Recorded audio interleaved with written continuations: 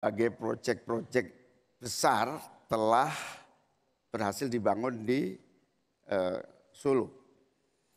Ini menjadi prestasi, tetapi kita ingin prestasi ini ditularkan kepada yang lain. Saya ingin Pak Gibran menyampaikan tips and tricks agar bupati, wali kota, dan pemerintah daerah yang lain bisa belajar agar proyek-proyek besar bisa dimasukkan di kota Solo. Bagaimana caranya ini? Tenang. Cukup? Cukup. Baik. Cukup. Silahkan waktu Anda. Pak Gibran, waktu Anda 2 menit untuk menanggapi. Baik, Gus Muhaimin, saya jelaskan ya. Sekarang Indonesia itu sudah memulai yang namanya pemerataan pembangunan. Yang dibangun bukan hanya Solo saja.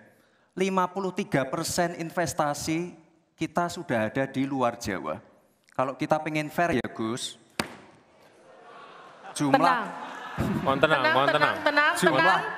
jumlah proyek, jumlah anggaran yang digelontorkan ke Solo sebelum saya jadi wali kota itu lebih besar. Saya tahulah ini arah pertanyaannya kemana, tapi yang jelas ini Gus. Apa yang sudah dibangun, yang kita lihat bukan bangunan fisiknya saja, tapi kita lihat impact-nya ke warga. Bangun masjid menggunakan CSR dari Abu Dhabi. Impact-nya apa? UMKM kita sekarang melesat, wisata kita melesat. Kemarin waktu Idul Fitri, kunjungan wisatawan ke Solo melebihi Jogja. Itu impact-nya. Lalu kita lihat, kita punya kebun binatang Solo Safari, tidak pakai APBN. Masjid tidak pakai APBN. Tapi impact-nya apa? Impact-nya ke masyarakat. Jadi yang kita lihat ini Gus, tidak perlu tendensius seperti itu. Kita lihat impact-nya ke warga seperti apa? UMKM meningkat, kesejahteraan meningkat, lapangan pekerjaan terbuka. Itu yang kita lihat Gus. Jadi tidak melihat, oh ini dianak emaskan. Enggak. Pemerataan pembangunan itu sudah terjadi di mana-mana, bukan hanya di Solo. Dan itu fakta loh Gus, proyek di Solo sebelum saya menjabat itu lebih banyak. Fakta itu. Terima kasih. Harap tenang, kita akan lanjutkan. Masih lanjut ini. Silakan Pak Muhaimin untuk menanggapi, waktunya 1 menit. Ya, yang saya tanyakan belum dijawab. Saya itu tanya tips and triknya agar investasi ataupun proyek-proyek besar bisa di sana. Sebab saya lihat itu ada 32 proyek pemerintahan pusat, ada juga berbagai program-program yang luar biasa, patut kita banggakan. Dibandingkan dengan misalnya Kota Madiun yang hanya 11%, Cirebon hanya 7%, Tasikmalaya. Kita ingin triknya apa?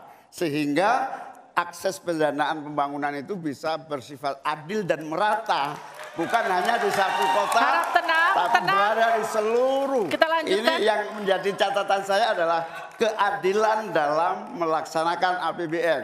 Kalau kita jadi pemerintah pusat nanti, tugas kita adalah membagi secara adil seluruh proyek-proyek nasional kita. Cukup. Silakan Pak Gibran untuk menanggapi. Waktunya 1 menit, silakan. Mohon tenang. Baik Gus, saya jawab lagi. Sebelum ada proyek dari pusat masuk, kita ya, para wali kota ya, harus menyiapkan yang namanya readiness kriteria. Kalau nggak ada itu, nggak mungkin proyek itu masuk. 2, kita sebagai wali kota harus menyiapkan hal-hal non-teknis. Relokasi, nego dengan warga-warga, bantaran sungai, bantaran rel kereta api. Itu Gus, 1. Lalu kita juga harus berkolaborasi, tidak semuanya pakai APBN.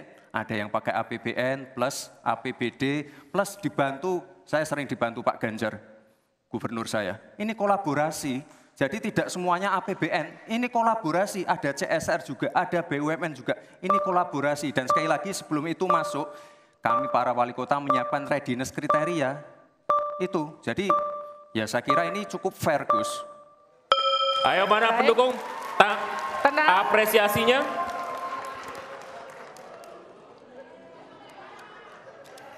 Kita berikan apresiasi untuk seluruh calon wakil